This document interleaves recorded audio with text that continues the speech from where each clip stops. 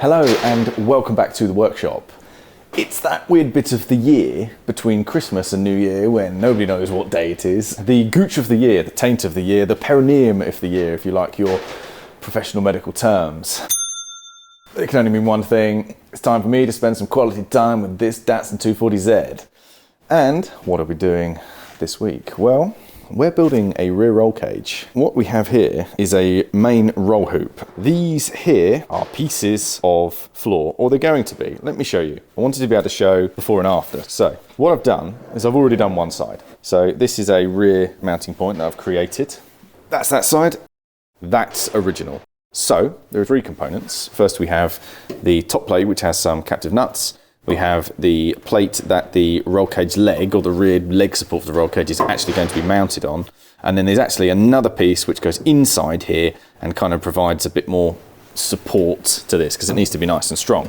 This is the untouched floor on the passenger side because this car is left-hand drive. And that hole, that big box, that is where the inertia reel for the seatbelt would have sat. But because we don't need it, that is where I want the roll cage foot to sit. So what I've done around this side is I have deleted the hole, put a spreader plate over the area, made this foot piece. This is the roll cage foot at the bottom. And this gives us a nice flat region, not flat this way, but flat, to cut an angle onto the leg of the main hoop and to weld to this plate. Underneath we have another plate which I have welded on. This will enable us to have a nice strong thick area. Tagged it into this reinforcement piece which was the original seatbelt spreader reinforcement area, and this gives us a nice strong place to bolt the roll cage through. So what we're going to do in this video is firstly remove that box there, recreate the mounting points on both sides, and then the exciting bit, which is to actually make up and TIG weld together the roll cage. Simple design is going to be one rear hoop, and it's going to have two support pieces going to the tops of the rear strut towers. There will be a single diagonal going from the top of the driver's head down to the foot on top of the passenger side strut tower. And then there will be a single crossbar low down between the strut towers to act as a strut tower brace, firstly, and secondly, a harness bar if I ever decide I want to put harnesses in. Lastly, these are the component pieces. What I've done is, as I have gone through and figured out and performed all the work on this side of the car, I've cut duplicates of all of the panels. So I have all the pieces. I am now going to start with cleaning up inside there, because that all needs to be cleaned out because it's all surface rusty and painty and nasty and horrible, and also removing the original pocket from the passenger side and welding all of these bits in before we can roll cage. Let's go!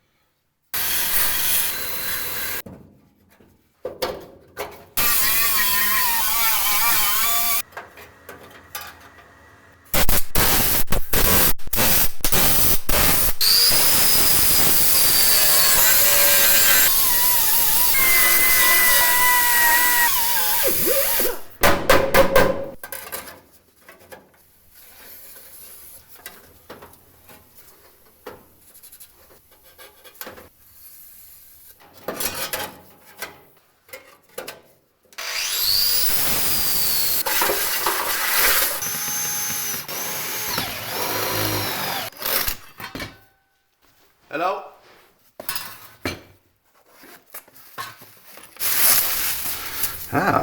An original standard Supra exhaust tip. That's for a future project.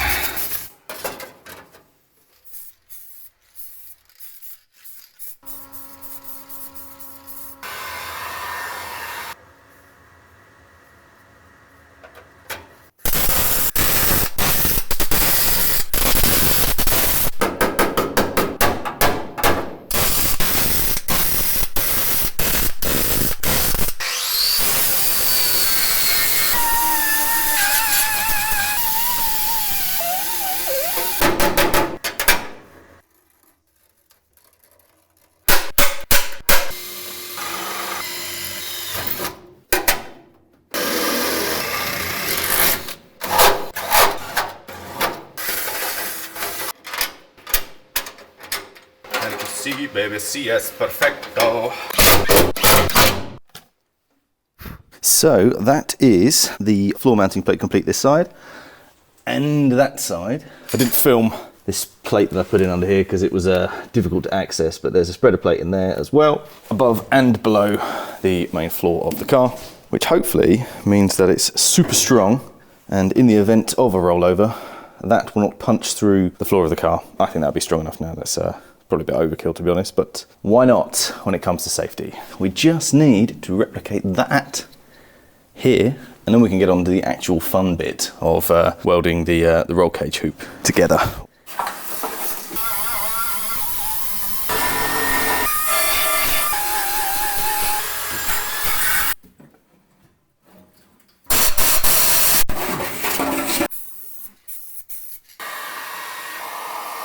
So that is realistically as clean as I can get it in there. I can't get to everywhere, but it wasn't really rusty. It was a little bit surface rust, and I've just done my best to clean it up. A little sandblaster really helps getting down into the corners where the wire brushes can't reach. A combination of this epoxy-based weld-through primer, and then this whole box section will be filled up with some lovely cavity wax once the car is in paint. So how does this go together? I hear you cry excitedly. Well, this piece that I have fabricated, this goes in here, roughly like that. Does a couple of things for us there. The roll cage mounting plates, it's kind of down on top of that, and this gives it a bit of vertical support. And then it gives me somewhere on this piece here, as you can see, it's got some captive nuts welded to it, and it's got these 3 holes. They line up with the top of that support piece, and I'm able to do a plug or rosette weld through these holes, and it gives this plate a bit more reinforcement. That is 2mm sheet. This whole assembly here is, I'm not entirely sure how thick it is, but it's very strong. So with that support piece in there, welded all the way around the edge, I'm confident that this will be a strong enough mounting point for the rear of the cage. So without further ado, let's get it welded in.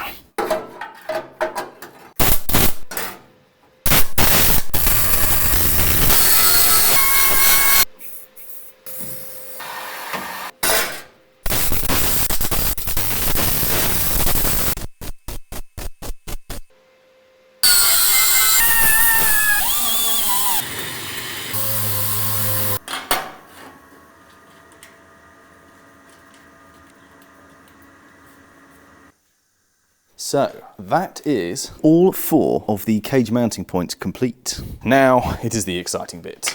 Here we have the template. Ben, cue the music and the template construction.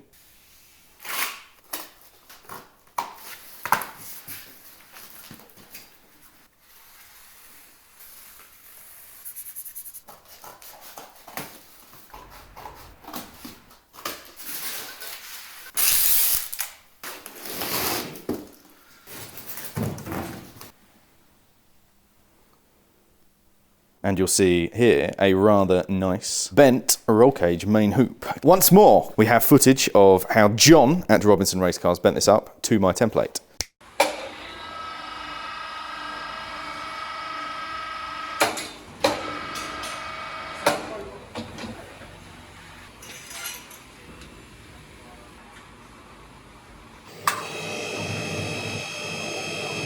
I didn't spot that at first. I thought you'd eyeballed it, and I was really impressed when you walked over the cage and went. Right, so it's slightly under to account for when you put the radius in. Radius goes in. Yeah, gotcha. Is that like a readout of is that the radius that you're putting in, or the height? how far that's come down. Right, okay. So this is more of a trial and error, little by little process.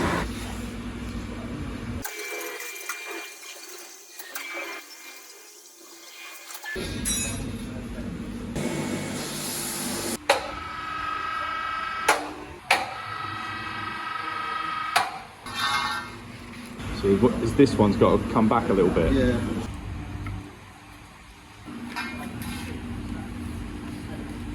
As you can see, there's a little bit of overhang on the bottom, and what we've also got to do, this is my test piece. This is the slash cut that I want on the bottom of both of these tubes, so it sits onto those pads that we've put in on the floor. I need to replicate this on the bottom of there. There are all sorts of fancy tools you can get to do this, but I am going to use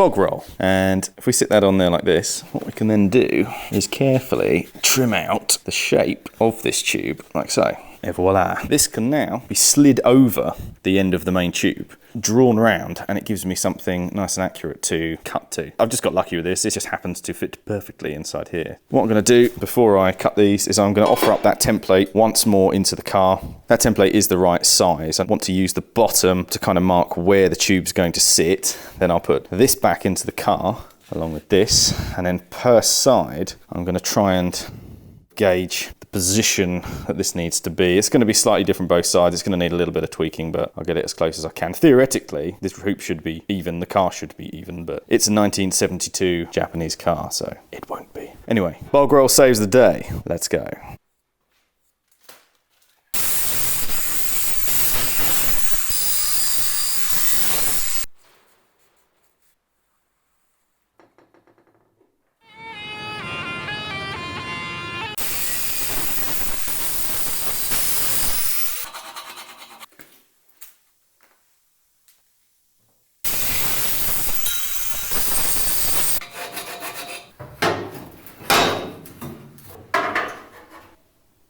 The P of permanent marker is the gap, like just about goes through. Don't touch it.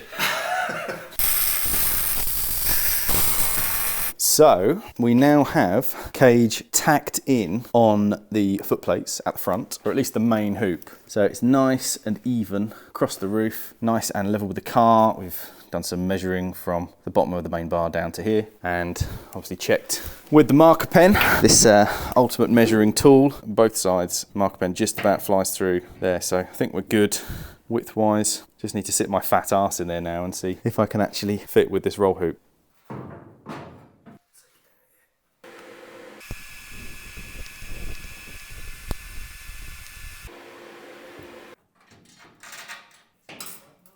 That's the cage reinstalled, and this is where we're at. Feet are fully welded, looking and fitting very nice. I've had a little test seat in here. This isn't the seat we're using, but I fit fine. I'm going to be significantly lower because we're going to end up, I think, removing all the stock seat mounts, making our own. And additionally, it will be the bucket style seat, so it'll have a lot less foam and height to it. Maybe not even have any adjustable runners, just solid runners to get me as low as possible in the car. Hopefully, I'll be able to see over the steering wheel, although my particular combination of short little legs and a long body normally sees me right in old cars, to be honest. Roll bar sits nicely up there, profiles nicely across the roof, nice and even everywhere. Very happy so far. So let's get to making these rear supports. So to assist with the fabrication of the cage, I have treated myself to a new tool. This is what's commonly referred to as a tube notcher. It's a relatively simple contraption. Bung your tube in here, put your drill on the end there with a hole saw of your size or your choosing. This one is 41 millimeters or 1 5/8, which is the same diameter as the roll cage tubing that we're using here. It's also adjustable here up to 60 degrees. This will cut through the tube, giving us a very nice rounded shape on the tube that we can then butt up against the main hoop in order to give us a nice tight fit. It's not perfect, but it gets it nice and close so that you can just finish it off with a little sander or a die grinder to make it fit perfectly, because the tighter the fit between the tubes in the roll cage, the stronger it'll be, the nicer it'll weld. This is from Stakesy's here in the UK. Cool little company. They sell loads of nice fabrication equipment. In fact, that's their logo on my shrinker stretcher tool, which I also bought from them. So Stakesy's, love your stuff. Send me free things, please. Using this bit of trusty tube again as a guide, I've placed it approximately on the centre of this pad. I made a little pen mark for myself there. So I'm kind of going to sit somewhat like this. And now I've got that pen mark on there, what I'm going to do is I'm going to give myself an approximate measurement. So I know where I want that tube to go, up to there. About 480 is going to be my measurement of tube. So this is the top edge of the tube, up to the top edge where it's going to sit on the roll bar up here. If I say 485, give myself a little bit more to play with, that should be good.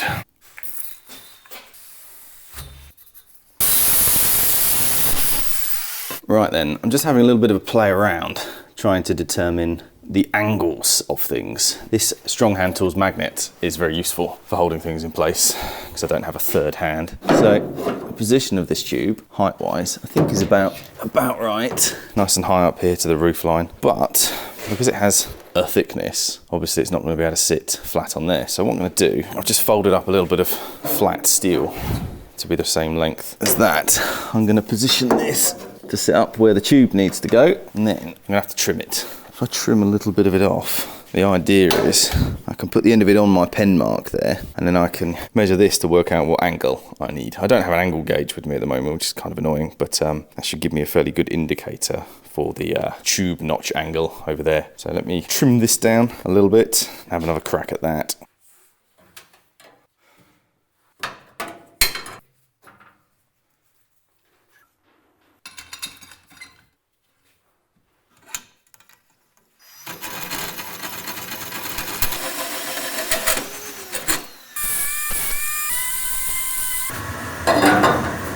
So that angle's pretty good. I'm going to do the same thing now, but to try and determine this bottom angle.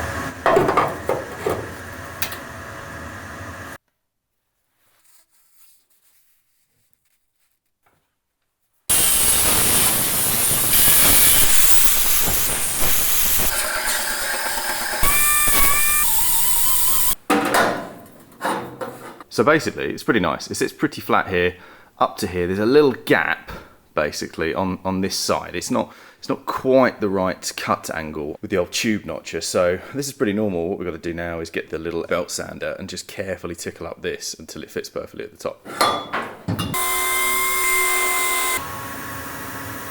So that's one of the diagonal rear supports created. Trimmed this end so it's a nice tight fit around the roll cage hoop, and slatted that end so it sits nicely onto that rear mount that I created earlier. Next thing to do was to make a duplicate, but obviously it needs to be a mirror image. So stage 1, cut a slash on the end, make sure they're the same. Stage 2, draw a reference line all the way down both pieces in the center. Stage 3, more bog roll, make a template of this shape, cut it, roll it around, this is obviously inside out, and tape it back together. If you then take that and line that up on the reference line that we made, it's a mirror image because it's been taken inside out and placed on there. The only other thing to do obviously is just to measure from here to here on this tube and place that distance along the line from the tip here to there in the same place. So theoretically, now I've taken this piece, used it to set the angle of the tube notcher here, I can now put this one in, line it up, drill through it, and it'll be the same. It won't be, because these things never work out that nicely, but let's give it a go.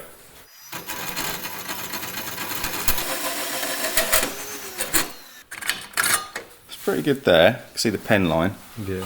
But we're a little bit off there in our cut. So I think if I just shape that up with the little sander, then we should be good.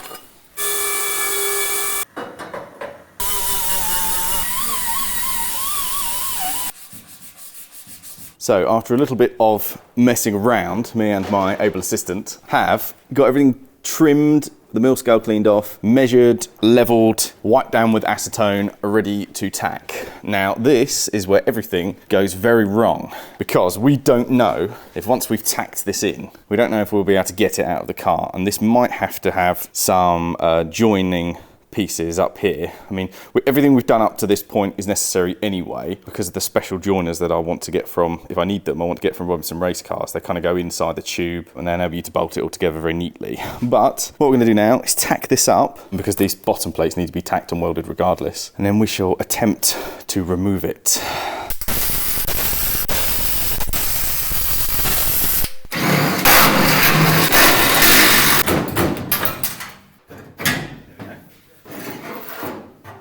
Well, that's a win. Will it come out with the crossbar in? Who knows?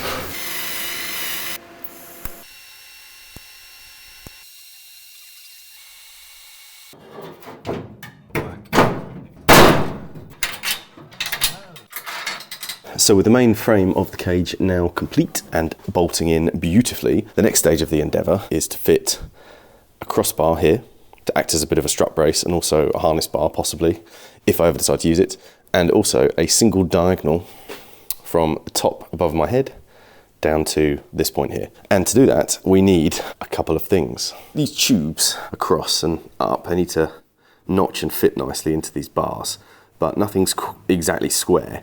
And what I've done to help with this is to make a simple profile tool. This is some welding rod. This is a bit of scrap tube from part of this, probably from the end of one of these. And these are cable ties, as we know and love them. So show you how it works.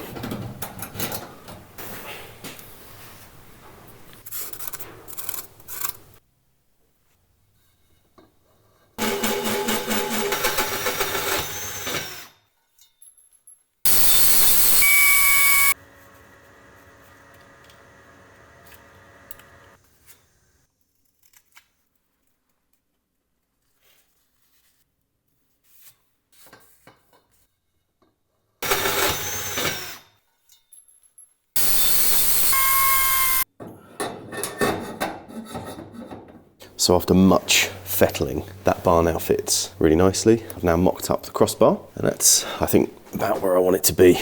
Everything seems nice and level. I need to do some final measurements and checks before I tack that bar in, obviously, but what I'm going to do, this crossbar actually needs to go in first, because I don't think I'll get it into place after fitting this, but I'm going to do all of the shaping and cutting for the end of these tubes first. So a little bit of working out to be done, so I'll crack on with that. I've refined the tool a bit.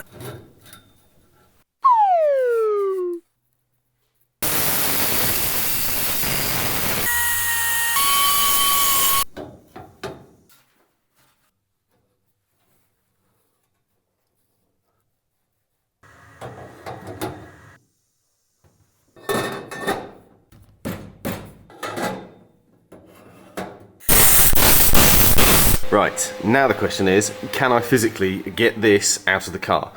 The other bar I can put in and weld up outside, that's not a problem. But this bar might now mean that I can't maneuver the cage out of the door. So that's what we need to find out now.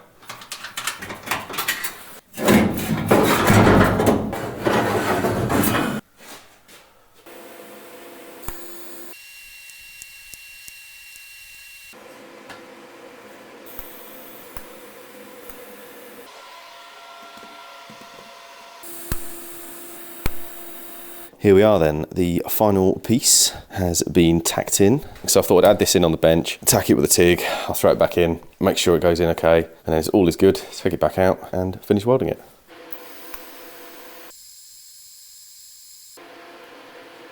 Here we are, some shots of the finished cage. Cage is super tucked all around, there should just about be enough room. Get the interior panel in here, and up here it's tucked up nice and high, just about get my fingers in with a bit of space up there, get the headliner in, etc. And that panel and the dome light still will fit. So yeah, super pleased with this. So here is the finished cage. I really enjoyed this project. I'm very pleased with how it's come out. First time building a roll cage, first time working with chromoly as a material, welding it, cutting it. The only thing I might do above and beyond this is some really low detachable door bars down to the footwell. There's some braces that I see people fit on Datsuns that go from up here, sort of just under the shock tower, down to the front of the sill, up under here. So I'm thinking of doing those, and a door bar from the cage right down to the footwell to kind of tag into that area. So I have rear cage, I'll have a door bar side protection, I'll have a stiffening rib from up there to the top of the bottom of the shock tower, and then I'm also going to do some extra stiffening where the chassis leg meets the bulkhead, kind of put a gusset in right in the corner there. And then I think that should be good for this. It is only a road car with potentially a little bit of track day action thrown in. Would definitely like to make more cages and modify more cages in the future, because that was a lot of fun. Tricky to weld, struggled a little bit with the heat control. You got to keep it cool, loads of argon, but that's just practice, and the next one will be even better.